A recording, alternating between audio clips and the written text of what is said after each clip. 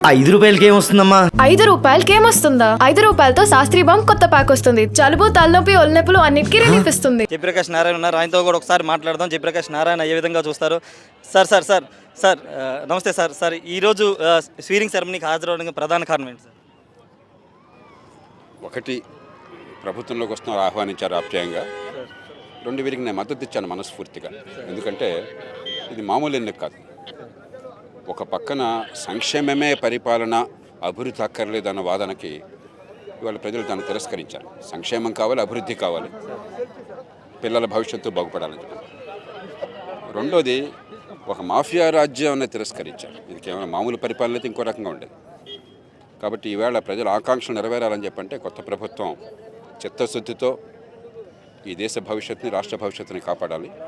దానికి మనమంతా కూడా ప్రభుత్వంలో ఎవరున్నా కూడా మనం తోడ్పడాలి.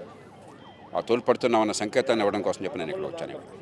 సార్, అంటే మొత్తం చూశారు, ప్రధాని కానీ మొత్తం దేశంలో ఉన్నటువంటి పెద్ద పెద్ద జాతీయ నాయకులు రావడం, ఈ పరిణామాలు ఎలా చూస్తారు?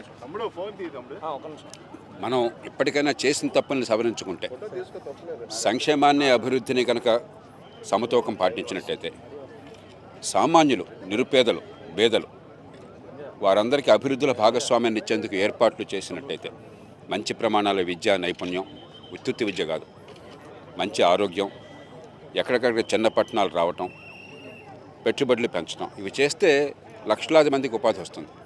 ఆ ఏర్పాట్లు చేస్తే ఖచ్చితంగా రాష్ట్ర భవిష్యత్తు చాలా అందంగా ఉంటుంది. అందుకోసం ప్రజలంతా కూడా ఈ పూట తాత్కాలికంగా వస్తుందని కాకుండా రేపొద్దున మన పిల్లల భవిష్యత్తు గురించి ఆలోచించాలి. మనమంతా తలొక చేయి వేయాలి. సార్, జయప్రకాష్ నారాయణ గారి సూచనలు, సలహాలు కావాలి రాష్ట్ర ప్రభుత్వాలు అంటే మీరు ముందుకు వచ్చే అవకాశం ఉందా?